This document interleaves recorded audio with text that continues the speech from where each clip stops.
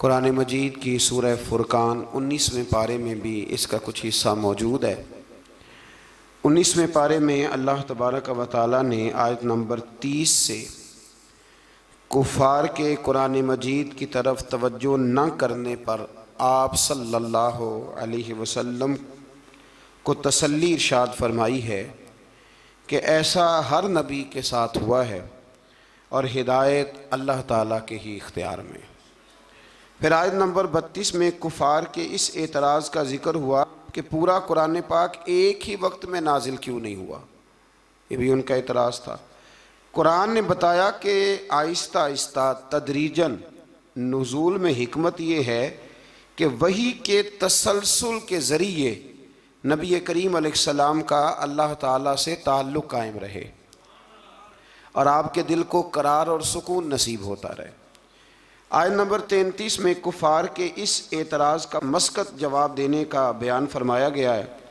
दलाइल के साथ इसका बड़ा मस्कत, बड़ा मुदल्लल अल्लाह करीम ने जवाब इरशाद फरमाया। आयत नंबर 35 से हज़रत मूसा का जिक्र फरमाया, फ़िरौन की नाफरमानी, कौम नूह, कौम आद, कौम समूद और कौम लूत के तबाह होने का फिर से यहाँ अल्लाह करीम ने जिक्र फरमाया। एक बात यहाँ पे अर्ज़ कर दूँ, जब से ये जिक्र शुरू हुआ है ना इन सारी कौमों का, तो इशारतन बहुत सारे पारों में बार बार जिक्र आया है, बार बार जिक्र आया है। हमारे यहाँ एक बात 2-3 दफ़ा की जाए तो लोग कहते हैं कि ये तो मैंने पहले भी सुनी। कुरान मजीद ये हिकमत इरशाद फरमाता है कि जब तक लोग मान न जाएं और जब तक उस बात से पूरी इबरत ना हासिल कर लें, उस बात का बयान बार बार करना भी गलत नहीं होता। फ़ायदे से खाली हज़रत आदम और जनाब हव्वा का एक वाक़या है और 7 मरतबा कुरान पाक ने बयान किया। लेकिन मज़े की बात यह है कि जहाँ भी आप पढ़ेंगे नई दिलचस्पी नज़र आती है।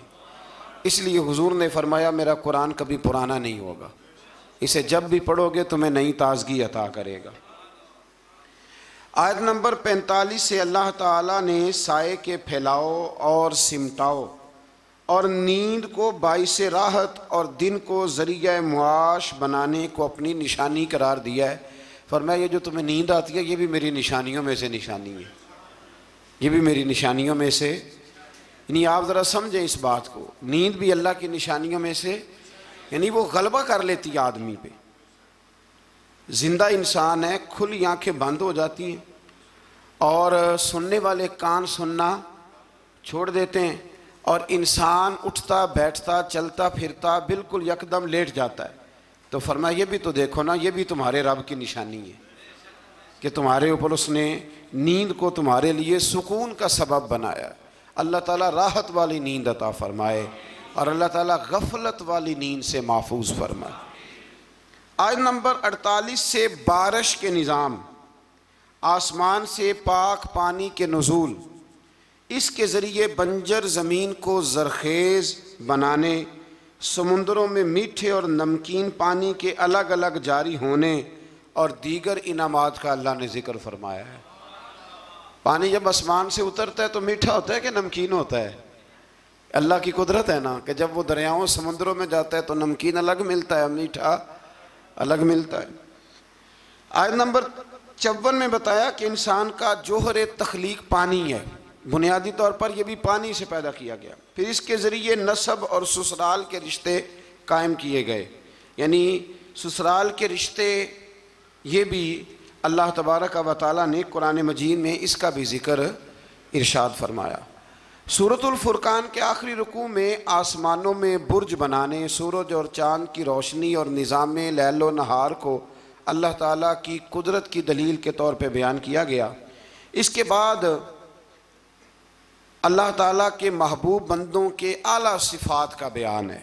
व इबादुर्रहमानिल्लज़ीन यमशून अलल अर्द हौना, फरमाया रहमान के बंदे ज़मीन पर आजिज़ी से चलते हैं।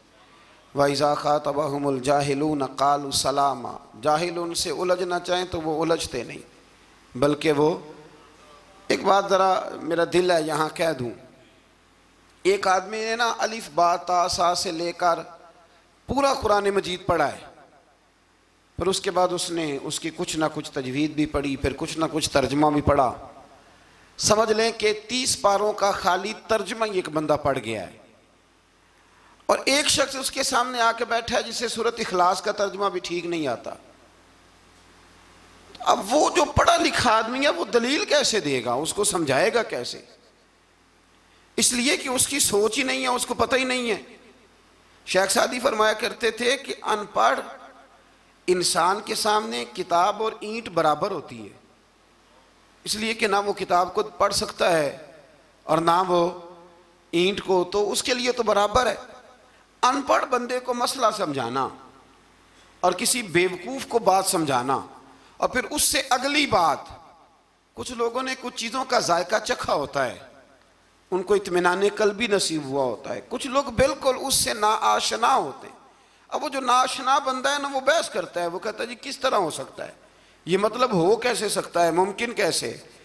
जब तक इंसान माँ बाप से प्यार नहीं करता तो माँ बाप की मोहब्बत की चाशनी की उसे खबर नहीं होती, और जब तक उसके बच्चे नहीं होते मोहब्बत पिदरी और माँ की ममता, इन दोनों चीज़ों की उसे खबर नहीं होती। तो इसलिए अल्लाह के बंदों ने फिर इन लोगों से बहस नहीं की। बहुत सारे लोग ऐसे हैं जो कहते हैं कि मैं उस चीज़ को समझूं जिसको वो समझ सकते नहीं, इसलिए कि एक शख्स ने 8 साल लगाए, 10 साल लगाए। कुरान मजीद की तफसीर से पहले बहुत सारी इमदादी कुतब हम बच्चों को पढ़ाते हैं, बहुत सारी चीज़ें समझने के लिए। तो जुहला बहस करते हैं, बहस ना करें। और जब आपको पता चल गया सामने वाला जाहिल है, तो फिर अगर आपने बहस की तो इसका मतलब है कि आप बेवकूफ़ हैं, आपने ये गलत काम किया। तो अल्लाह के बंदे कभी भी जाहिल आदमी से बहस नहीं करते। और आगे फरमाया वल्लज़ीना यबीतूना लिरब्बिहिम सुज्जदन व क़यामा, फरमाया वो रातें अपने रब के लिए सजदे और क़याम में गुजारते हैं।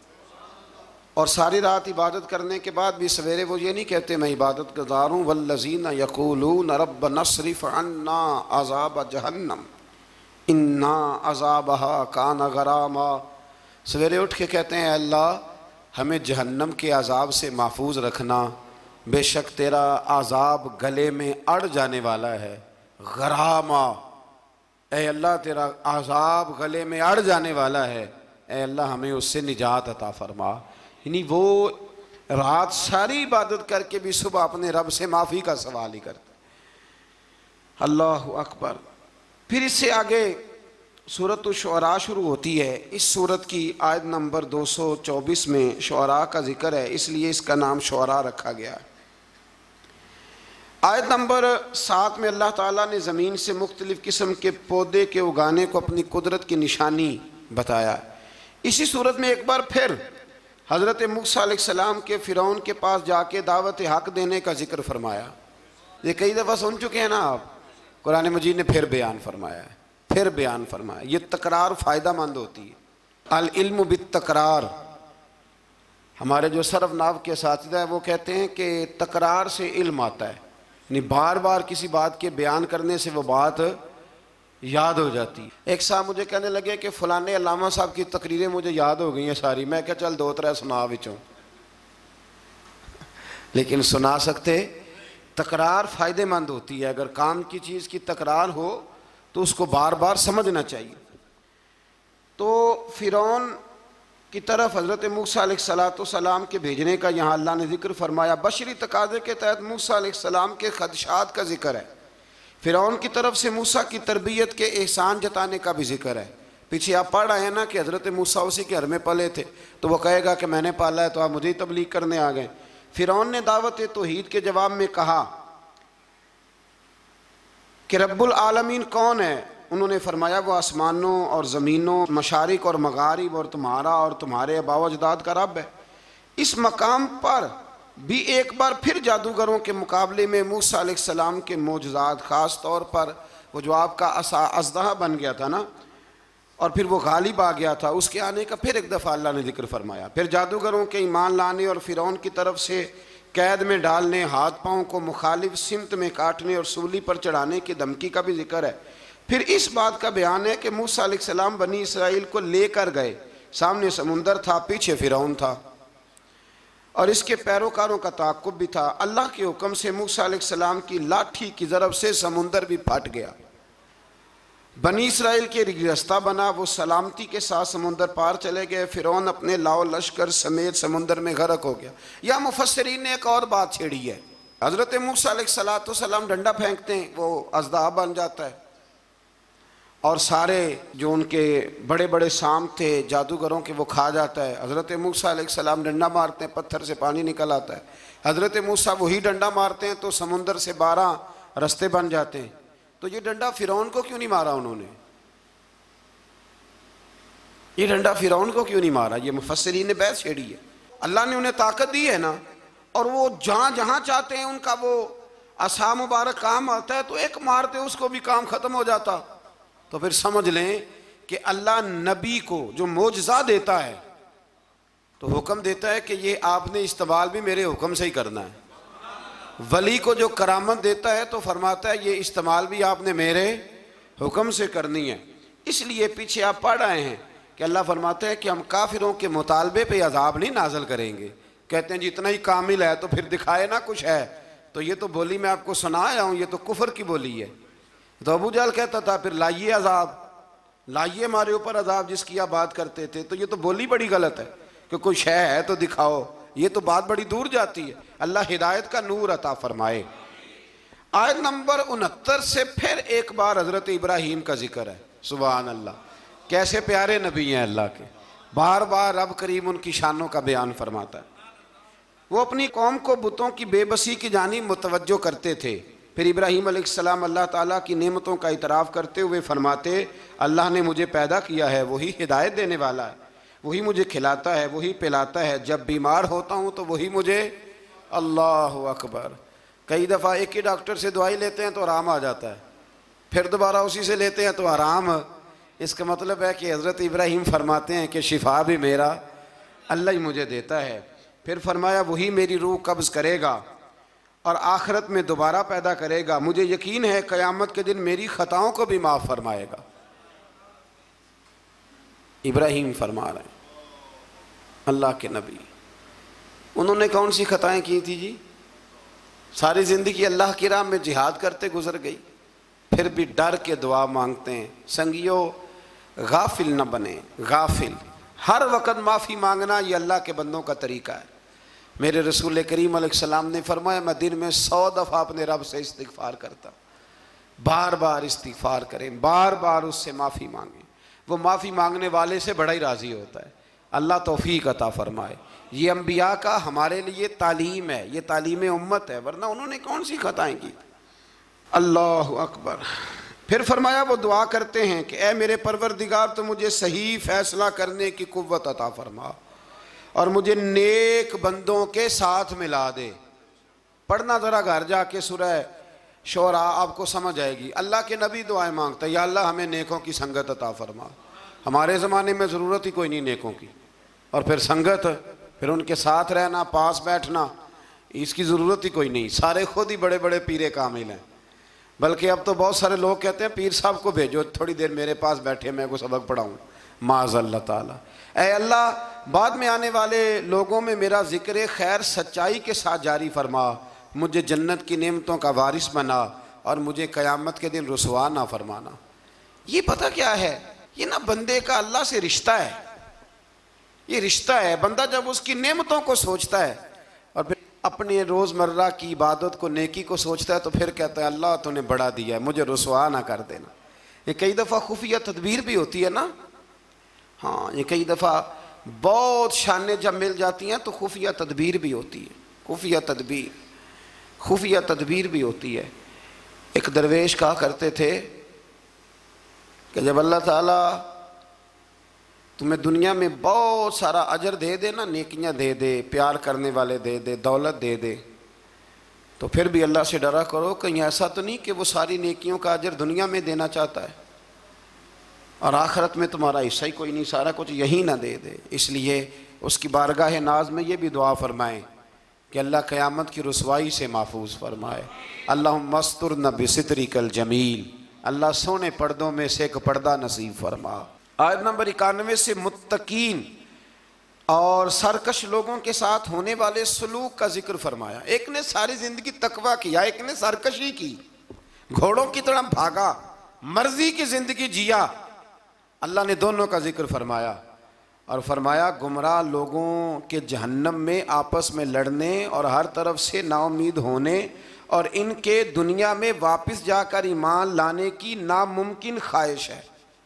यहाँ बड़े लोग कहते हैं जी अल्लाह चाहे और नेकोकारों को जो है वो माज़अल्लाह दोज़ख में डाल दे और हमें अल्लाह चाहे तो बख्श दे। जिसने उठती हुई जवानी में भी अपनी नज़र झुका के रखी और जेब में लाखों करोड़ों होने के बावजूद भी अपने रब की रिजा वाली बात की और तू सारी ज़िंदगी गुजारे बेहयाई और फाशी में और दावे तो अजीब कर दे। अल्लाह बेनियाज ज़रूर है पर बेइंसाफ नहीं, बेनियाज ज़रूर है पर वो बेइंसाफ, ये समझ लें। हाँ, किसी को ये दावा नहीं करना चाहिए कि मैं नेक हूँ तो जन्नत मेरे नाम अलाट हो गई है, दुआ करनी चाहिए और उसकी बारगाह में माफ़ी चाहनी चाहिए। लेकिन ये जो गुनाहगार फिर दलेरों जैसी बातें करते हैं ना, इसका तो मामला ये है कि एक गुनाहगार ऊपर से सीना जोर, ये जुल्म है, ये जबर है, इससे बचें। हाँ, अगर कोई रब की रहमत का बाजू थाम के बात करेगा तो अल्लाह बड़ा ही करम फरमाने वाला है। आयत नंबर 105 से नूह अलैहिस्सलाम की दावत हक का जिक्र है। वो रसूल अमीन थे। सरकश लोगों ने कहा हम आप पर कैसे ईमान लाएं, आपके पैरोकार तो पसमानदा लोग हैं। ये नूह अलैहिस्सलाम की कौम का जरा अंदाज सुन ले। कहने लगे पसमानदा से गरीब गरीब से बंदे आपके कलमा पढ़ने वाले, हम चौधरी हो के आपको मान जाएं, ये कैसे हो सकता है।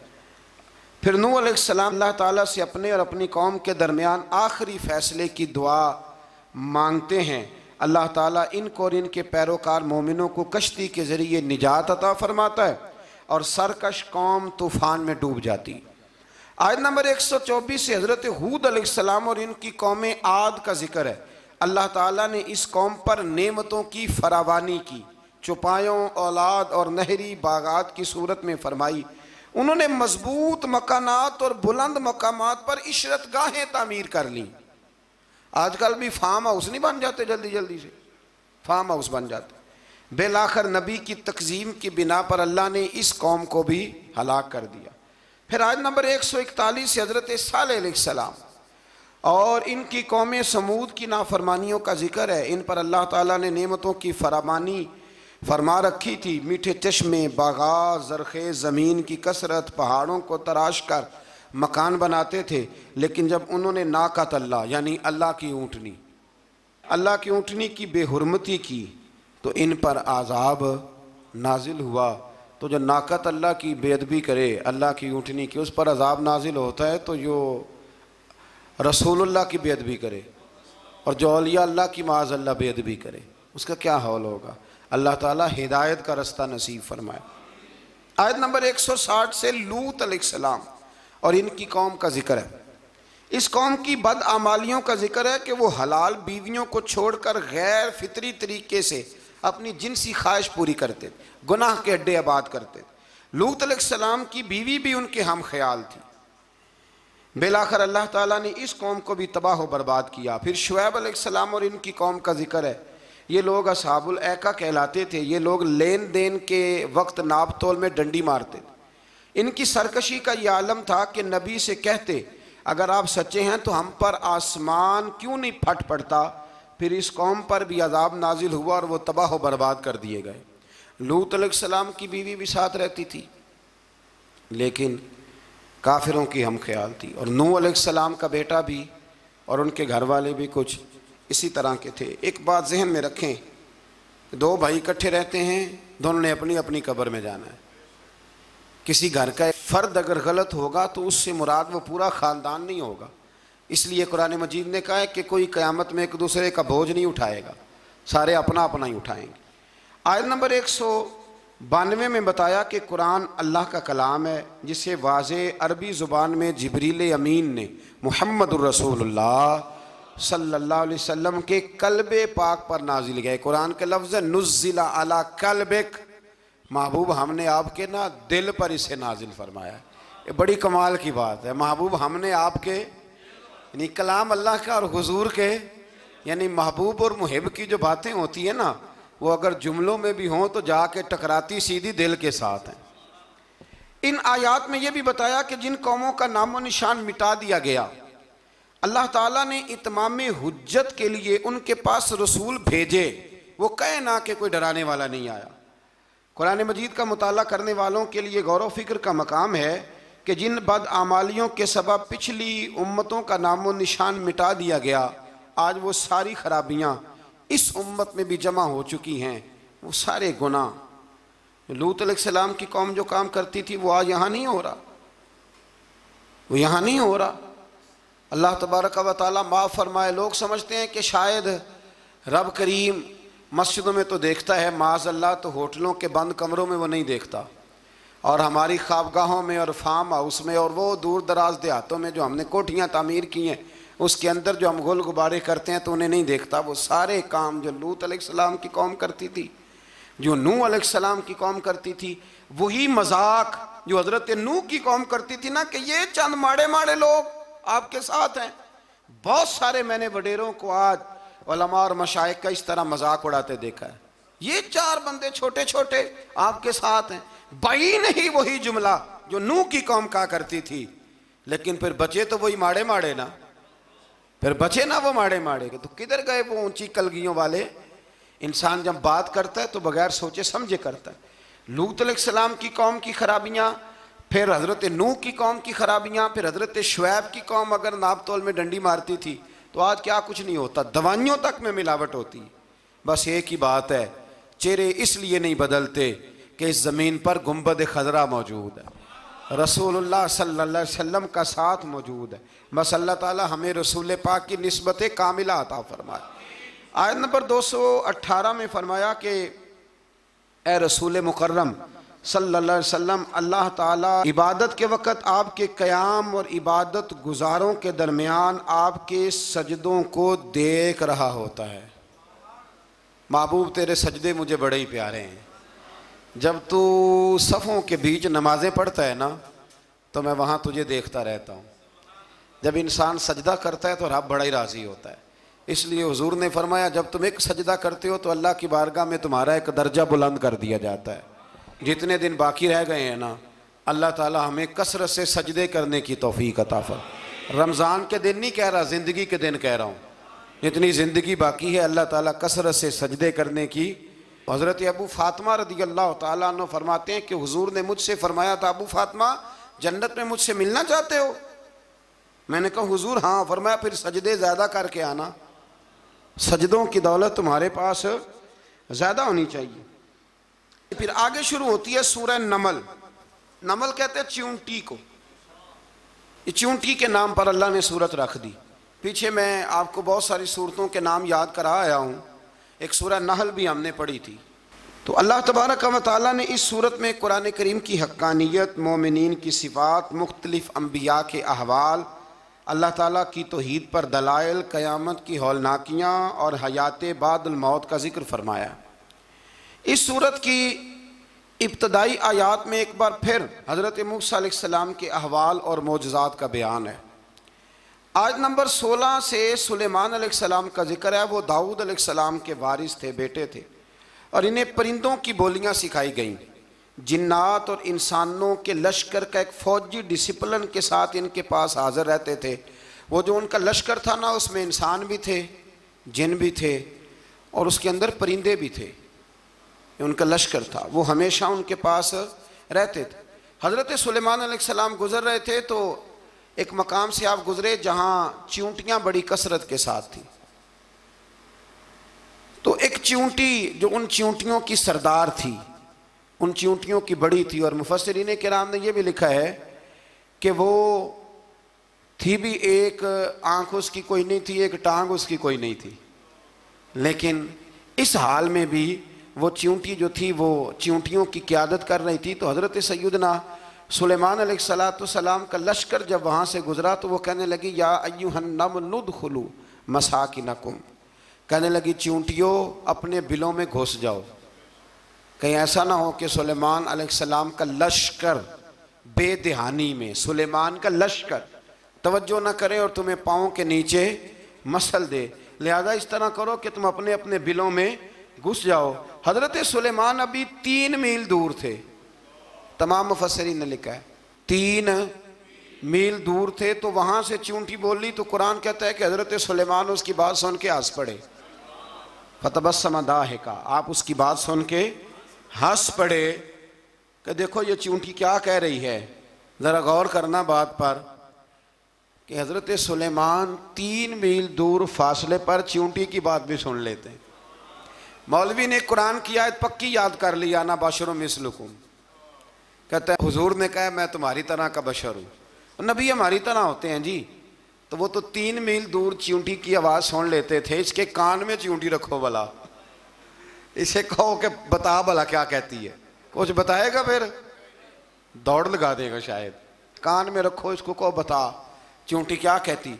और अगर ये लफ्ज़ ना होते कुरान के कि जब उन्होंने सुना तो हंस पड़े, ये जुमले ना होते तो शायद इसको भी ना मानते। लेकिन हज़रत सुलेमान ने सुनी चींटी की बात। और अब अगली बात कहने लगा हूँ, बड़े खूबसूरत लफ्ज़ लिखे हैं मुफस्सिरीन ने, फरमाते हैं देखो एक चींटी ने एक जुमला बोल के, एक चींटी ने एक जुमला बोल के अपने कबीले की खैर खाई की, तो रब ने उसका जुमला भी कुरान में बयान फरमा दिया। तो जो सारी ज़िंदगी लोगों को जुमले बोल बोल के कहे रब रसूल की तरफ आ जाओ, तो अल्लाह क़यामत में उसकी बात को कायम नहीं फरमाएगा। जो भी किसी की खैर खाई करे वो एक जुमला बोल के करे, और हो भी चींटी, तो अगर अल्लाह उसका जिक्र कुरान में बाकी रखता है, तो मैं और आप अगर किसी की खैर खाई करेंगे तो इंशाअल्लाह जिक्र बाकी रहेगा। शर्त यह है कि करें खैर खाई, खैर खाई करो किसी की, एक जुमला बोल के भी करो, चींटी भी हो तो अल्लाह कुरान में जिक्र बाकी फरमा देता है। तो अल्लाह तबारक व तआला ने इस बात का जिक्र कुरान मजीद में फरमाया। इस पर कई कुछ लिखा है। इसी तरह से एक बात और लिखी है हमारे मुफस्सिरीन ने कि हज़रत सुलेमान एक दिन ना इसी तरह निकले, कहत पड़ गया था, बारिश नहीं होती थी, तो हज़रत सुलेमान बाहर मैदान में निकले दुआ करने के लिए, खुश्क साली थी। तो जब आप गए तो एक चींटी अपने पर फैला के दुआ मांग रही थी। तो रब करीम ने फरमाया सुलेमान आप वापस चले जाएं, बारिश आ जाएगी पर आएगी चींटी की दुआ पे। तो हज़रत सुलेमान ने अर्ज़ की मौला मैं भी तो इतना लश्कर लेके आया हूँ ना, तो चलो हमें भी दुआ कर लेने दे, तू चींटी की दुआ पे बरसा देना पर दुआ कर लेने दे। फरमाया नहीं आप वापस जाएं, दुआ ना मांगे। या अल्लाह क्यों? फरमाया चींटी का दिल टूट जाएगा, वो तो कहेगी कि ये सुलेमान के लश्कर दुआ पे फिर बारिश आई है। तो आप ना करें ताकि उसके दिल में ये बात रहे कि नहीं मेरे रब ने मेरी दुआ पे बारिश फरमाई है। आप जाएं, आज बारिश आएगी पर आएगी चींटी की दुआ पे। तो जो चींटी बारिश की दुआ करे कौम के लिए, अल्लाह अगर उसका जिक्र कायम रखता है, तो जो अपनी कौम के लिए हिदायत की दुआ करे। और कभी कभी गर्दन झुका के देखा करो कि दिल में रसूलुल्लाह की उम्मत का दर्द कितना है। अगर कहीं हुजूर की उम्मत का दर्द है तो फिर इंशाअल्लाह जिक्र क़यामत तक बाकी रहेगा। फिर इंशाअल्लाह क़यामत तक आने वाली नस्लें भी आपका जिक्र करेंगी अगर हुजूर की उम्मत का दर्द सीने में मौजूद है। इसी तरह से फिर हज़रत सुलेमान के लश्कर में ना एक हुदहुद नामी परिंदा भी था, लश्कर का कारकुन था परिंदा। हुदहुद गायब था। तो हज़रत सुलेमान कहने लगे किधर गया वो हुदहुद, नजर ना आ जाया सख्त सजा दूंगा। यहाँ तो कोई अच्छी खबर लाएगा, क्योंकि वो हुदहुद परिंदा जाता था तो खबरें ला के देता था, वरना सजा दूंगा। उतनी देर में हुदहुद भी आ गया। तो ये परिंदे जो कारकुन होते हैं बड़े सियाने होते हैं, कभी बंदा नाराज हो तो सही खबरें ले आते हैं। तो सही खबर लेके आ गया। आते ही आके बैठा तो उसने हज़रत सुलेमान अलैहिस्सलाम ने कहा कहाँ थे? अर्ज़ करने लगा हुजूर मैं मुल्क सबा गया था, वहाँ एक औरत हुक्मरानी करती है, उसका नाम बिल्कीस है, बहुत बड़े तख्त पे बैठती है, 80 गज उसका तख्त लंबा है, 40 गज चौड़ा है, और शायद 80 मान के 80 टन उसका वज़न है। तो हुजूर वो सूरज को पूछते हैं। तो हज़रत सुलेमान ने फ़ौरन ख़त लिखा, फरमाया जाके उसे मेरा ख़त दे दो कि यहाँ तो कलमा पढ़ के हमारी फरमा बरदार बन जाए, वरना तैयार हो जाए। जो अल्लाह के गैर को पूछते हैं हम उनके ख़िलाफ़ जंग करेंगे। वो जब लेके गए ना ख़त, ये हुदूद गया तो वो मीटिंग कर रही थी, उसके वज़ीर मशीर सारे बैठे थे। इसने जाके ख़त फेंक दिया मलका बिल्कीस की झोली में। उसने ख़त पढ़ा तो डर गई, वज़ीरों को बुलाया। हज़रत सुलेमान, कुरान कहता है हज़रत सुलेमान ने कहा था ख़त फेंक के ना तो साइड पे होके सुनना वो क्या कहते हैं। बंदों के लिए मना है, परिंदों के लिए जायज़ है। बंदों के लिए मना है साइड पे होके सुनना। हाँ, जिसकी जासूसी की ड्यूटी हो, कुफर की जासूसी की, उस बंदे के लिए भी जायज़ है। तो यहाँ एक तो वो परिंदे थे, दूसरा कुफर की जासूसी कर रहे थे। साइड पे होके सुनने लगे तो मलका बिल्कीस कहने लगी अब क्या करना है, ये खाता आया है। तो वो कहने लगे हम तैयार हैं, आप हुक्म करें, हम लड़ने को तैयार हैं, लड़ेंगे। वो कहने लगी नहीं, तेजी ना दिखाओ, कुरान मजीद कहता है कि वो कहने लगी जब लड़ाइयाँ होती हैं तो शहर तबाह होते हैं, मुल्क खंडर बन जाते हैं, लड़ाई मसले का हल नहीं है। उन्होंने कहा कि मैं नबी हूं, एक दफा आजमा लेते हैं कि नबी हैं कि नहीं, माज़अल्लाह आजमा लेते हैं। कहा कैसे? कहने लगी तोहफे तो आए भेजते हैं, अगर माल पर दिल ललचा गया तो फिर नबी नहीं बादशाह है, और अगर माल पर दिल ललचाया ना तो फिर अल्लाह के कामिल बंदे। ये फ़र्क उसने उस वक़्त बयान किया। उसने 500 कनीज़ें, 500 गुलाम, बड़े शानदार लिबास पहना के, 500 घोड़ा बड़ा तगड़ा, उसके ऊपर माल व असबाब रख के तैयारी करा के हज़रत सुलेमान की तरफ भेजा। हुद पहले से खबर लेके आ गया, हुजूर उसने ये प्रोग्राम बनाया है।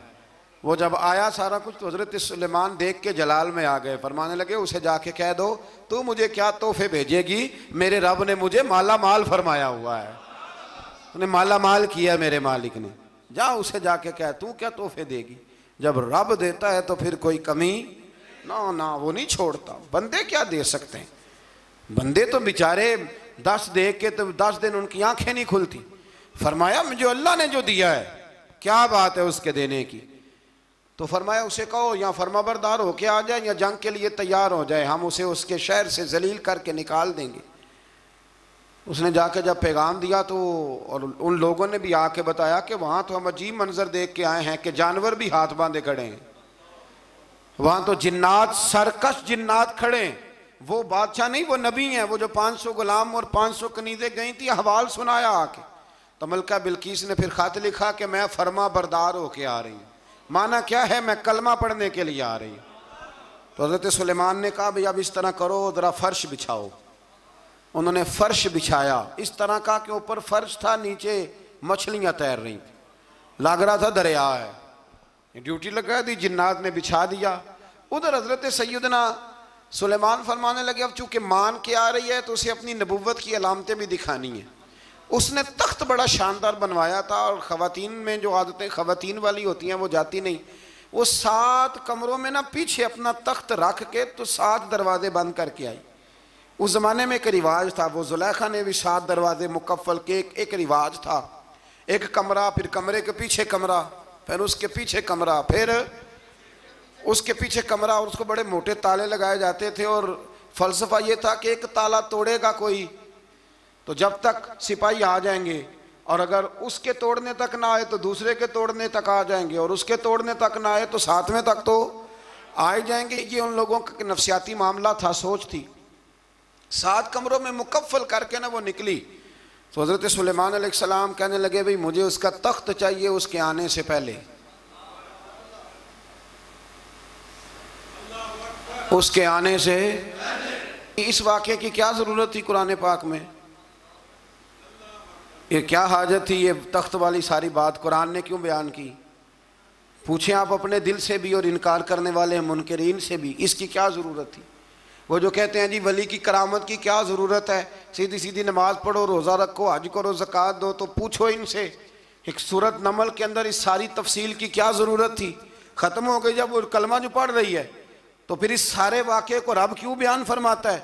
हज़रत सैयदना सुलेमान फरमाने लगे तख्त चाहिए, और चाहिए उसके आने से पहले। काला इफरीतुम मिनल जिन, जिन्नों में से एक बहुत बड़ा जिन बोला, कहने लगा हुजूर आपका ये तख्त बर्खास्त होने से पहले ले आऊँगा। ये जो आप मीटिंग कर रहे हैं ना, या आप फैसले ख़त्म, कुछ ने लिखा सुबह से शाम तक मीटिंग होती है और उसको आने में पता नहीं कितने दिन लगेंगे, तो मैं ये बर्खास्त होने से पहले। और कुछ ने कह दिया आप शर्त क्यों लगाते हैं कि सुबह से शाम तक होती? उस जिन ने कहा दिया आप 10 मिनट में फारग हो जाएं, आप फारग होंगे तो तख्त आ जाएगा। मुफस्सिरीन ने लिखा है कि जब कुरान कहता है कि उसने कहा कि आपके फारिग होने से पहले, तो इसका मतलब है कि जब आप उठेंगे, ये जगह खाली कर देंगे तो तख्त यहां किवें, हजारों मील का फासला है, आ जाएगा। पर हवाई जहाज पे कार्गो करा के जी, DHL के जरिए। कैसे आएगा? वह आएगा तो बस आएगा तो हजरत सुलेमान की तो बादशाहत थी ना जमाने पे। फरमाने लगे नहीं नहीं तू लेट है, तू लेट है, तू हमें जानता ही नहीं। एट सेट ते पखड़ा कुआर गंदल, असी और भी बूटियां जानने आ, ये तू लेट है, अभी हमारी ताकत इससे ज्यादा है। बड़ी कमाल बात लिखी है लिखने वालों ने। एक मुफस्सिर ने लिखा है कि अभी हजरत सुलेमान ने गुलामों से मंगवाया है, अपनी बात कोई नहीं की। ये हाल है उनके गुलामों का, तो सरदार का आलम क्या होगा। हजरत सुलेमान कहने लगे भी जल्दी जाइए। काल अल्लज़ी इंदहु इल्मुम मिनल किताब अना आती का भी कबल अन यरतद्द इलैका तरफुक। तो उठा उनमें से वो जिसके पास किताब में से इल्म था, सारी किताब का भी नहीं, इल्मुम मिनल किताब, किताब। वो उठे जिनके पास किताब में से इल्म था, तो वो उठ के कहने लगे हुजूर मैं ले आऊंगा कब? आपके आंख झपकने से, आंख झपकने से। बंदा था जिन था, जिन की तो बात मानी नहीं उन्होंने। क्या कहा? आंख झपकने से, मैं आंख झपकने से पहले ले आऊंगा। तो हज़रत सुलेमान कहने लगे तू ठीक है चल ला फिर, ला फिर। आंख झपकने से बड़े ही नादान नहीं, फिर गुस्सा नहीं आता उन पे, फिर गुस्सा नहीं आता। मेरे शेख कामिल मुर्शद अकमल शेख बहरोबार हुजूर गौसे पाक जिलानी हजरत गौसे आजम यूं करके शागिर्दों को मुरीदों को सबक पढ़ा रहे थे। पढ़ाते पढ़ाते हाथ आगे किया और जब हाथ वापस आया तो भीग गया था सारा। तो शागिर्द कहने लगे हुजूर ये क्या है? फरमाया तुम्हें नहीं समझ आएगी, छोड़ो तुम्हारे वाली बात नहीं। खासा दी गल आमा आगे नहीं मुनासब करनी, रहने दो तुम। कुछ वक़्त गुजरा तो कुछ लोग आ गए, अभी क्लास ख़त्म नहीं हुई थी, कपड़े भीगे हुए हो। वो शागिर्द पहले ही मुंतजिर थे। कहा तुम्हें क्या हुआ? कहने लगे दरिया में जा रहे थे, अचानक हिचकोले आने लगे। तो हमने कोई किसी बेअमल का बाजू तो नहीं ना थामा, हम गौसे आजम के मानने वाले हैं। तो दरिया में कहा या शेख अब्दुल कादिर जिलानी शैय्यन लिल्लाह, अल्लाह के रास्ते में मदद करो। तो कहने लगे बस एक हाथ ही आया है, और यूं कश्ती खींच के बाहर निकाली है। तो अब वो शागिर्द सारे चुप कर गए, कहने लगे जवाब क्यों नहीं देते? उन्होंने कहा तुमने हाथ देखा है पहुंचता हुआ, और हमने हाथ देखा यहां से जाता हुआ।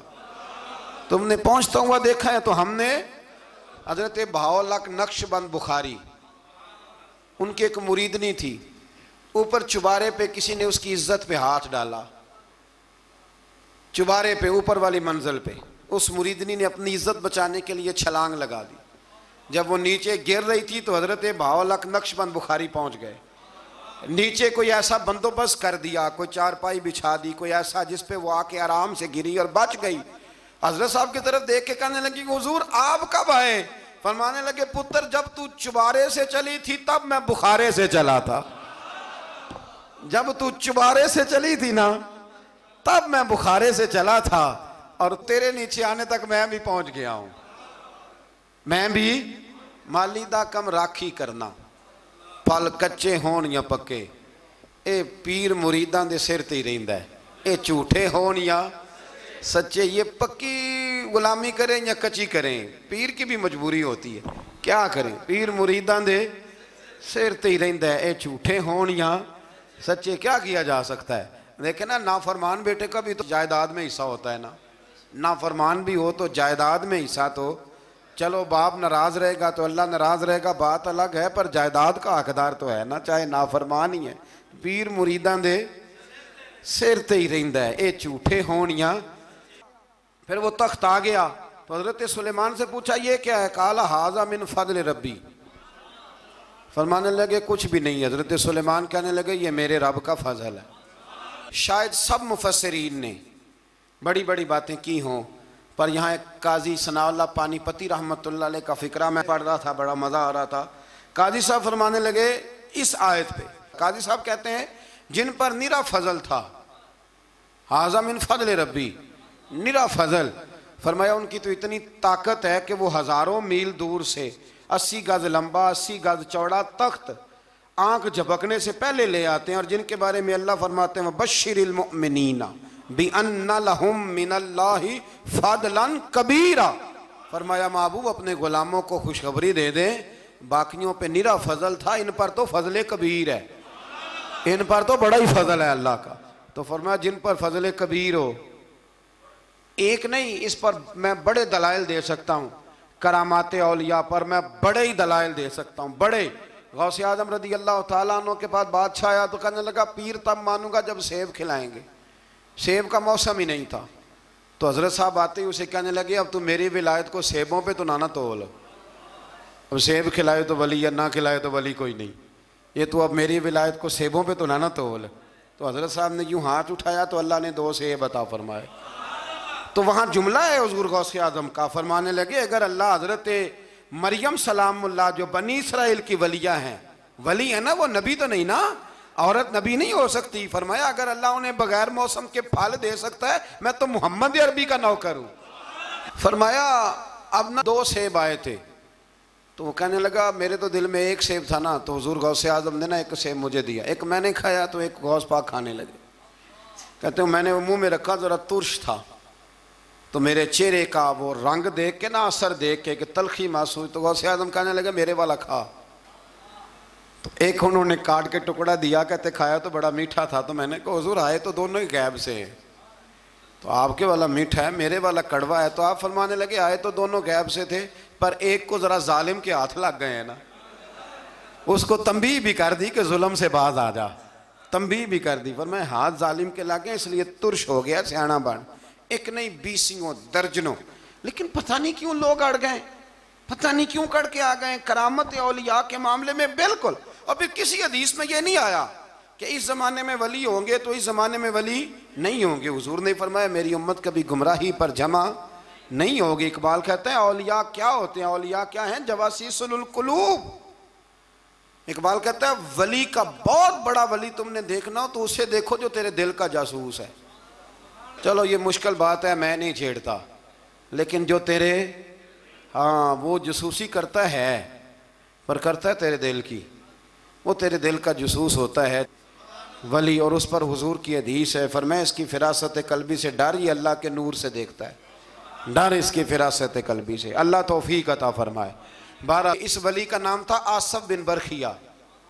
आसफ बिन बरखिया जी हज़रत सुलेमान के वज़ीर थे। वो आई मलका बिल्कीस, और जब वो आई ना तो उसने देखा कि ये तो आगे सामने हज़रत सुलेमान बैठे हैं, और जो रास्ता है ना दरमियान में वो फर्श है कि दरिया है समझ नहीं आ रही। तो उसने ना अपना यूं करके ऊपर कपड़ा उठाना शुरू कर दिया कि नीचे पानी है। तो हज़रत सुलेमान कहने लगे चलती आ, नीचे कुछ भी नहीं। उसने पैर रखा, नीचे मछलियां भी तैरती जा रही थी। हज़रत सुलेमान अलैहिस्सलाम, आज भी अल्लाह ने तौफीक दिया ना, लोगों ने इस तरह की तामीरात बाद में की हैं, लेकिन इसके मौजिद इसके पहले बनाने वाले हज़रत सुलेमान है अल्लाह की दी हुई तौफीक से। तो वो मलका आपके पास आई, फिर वो आपकी फरमा बरदार हो गई, और बाद मुफस्सिरीन ने यह लिखा है कि उसने जब कलमा पढ़ा तो फिर उसका निकाह भी हज़रत सुलेमान से हुआ, ये भी बाज़ लोगों ने लिखा है। तो इस सारे वाक़े को कुरान मजीद ने बयान फरमाया है। फिर आयत नंबर 47 से कौम समूद का हज़रत सालेह अलैहिस्सलाम से बदशगुनी लेने का जिक्र है। अल्लाह ताला ने फरमाया बदशगुनी और नहूसत अल्लाह के नबी सालेह अलैहिस्सलाम की वजह से नहीं है, बल्कि तुम ही नहूसत और नामुबारकी है और तुम फितने में मुब्तला हो गए। अजीब बात है ना ये भी कि वो कहा करते थे कि हज़रत सालेह अलैहिस्सलाम जब से आए हैं हम पे तरह तरह की मुसीबतें आने लग गई। ये वो कौम कहा करती थी। आज भी कुछ लोग कहते हैं जी जब तक मैं गलत था ना तब तक मामला ठीक थे, अब मैं सही हो गया हूँ तो हालात। वो खुदा के बंदे, जब तू ठीक हुआ है तो रब तुझे कुंदन बनाना चाहता है। अल्लाह करीम वो सारी कमज़ोरियाँ जो बज़ाहिर इंसानों में होती हैं मुश्किलात में डाल के तो तेरी मिट्टी और गर्द झाड़ना चाहता है, लेकिन लोग माज़अल्लाह इसको बदशगुनी कहते हैं। अल्लाह समझने की तौफीक अता फरमा। आज नंबर 54 से एक बार फिर लूत अलैहिस्सलाम की कौम की फहाशी और इसके नतीजे में पैदा होने वाली तबाही और बर्बादी का जिक्र है। बार बार अब इसलिए बयान करता है कि फहाशी करोगे तो आसमान से पत्थर बरसेंगे, और पत्थर अब उस तरह नहीं बरस रहे जिस तरह उन कौमों पे बरसा करते थे, बरस रहे हैं पर हमें नज़र नहीं आते। बड़ा कुछ ही हो रहा है, बड़ी सारी तबाही उतर रही है, बड़े फितने पैदा हो रहे हैं। और मैं अक्सर कहा करता हूँ कि फहाशी जब आम होती है फिर तबाही होती है। फहाशी आम हो गई है, फहाशी आम हो गई, गंदे चैनल आम हो गए, बेहयाई और यानी ये रोड पे गंदे कभी बोर्ड लगे होते थे तो आप यकीन करें मैंने कानों से सुना है, बुजुर्ग कहा करते थे देखो जी इन्होंने किस तरह की बीबी की तस्वीर लगा दी। बहुत ज़माना नहीं गुजरा, मुझे याद है हम छोटे थे तो साबुन पर एक दफ़ा फ़ोटो छप गई मर्द औरत की इकट्ठी, तो इतना एहतजाज हुआ, शायद मैं कहीं फाइलों में तलाश करूं तो नवाए वक्त की वो मुझे कटिंग मिल जाए कि वो साबुन ने रैपर सारा ज़ाया किया। अब कौन एतराज़ करने वाला है? कोई ऐसा शख्स जो एतराज़ करे? बड़े बड़े गंदे बोर्ड लगे हुए हैं, ये बेहयाई हिजान पैदा करती। मैंने आपको कुरान मजीद सुनाया ना कि अल्लाह फरमाता है कि जो औरतें बूढ़ी हो गई हैं, अब निकाह की काबिल नहीं रही, वो पर्दा न भी करें तो उनको गुंजाइश है, लेकिन उसके बाद का अगर कर ले तो उनके लिए भी बेहतर है। तो जब बेहयाई और फहाशी और यानी आम होती है तो फिर यह हाल होता है कि नौजवानों के जज्बात में हिजान पैदा होता है, बच्चियों के जज्बात में हिजान पैदा होता है।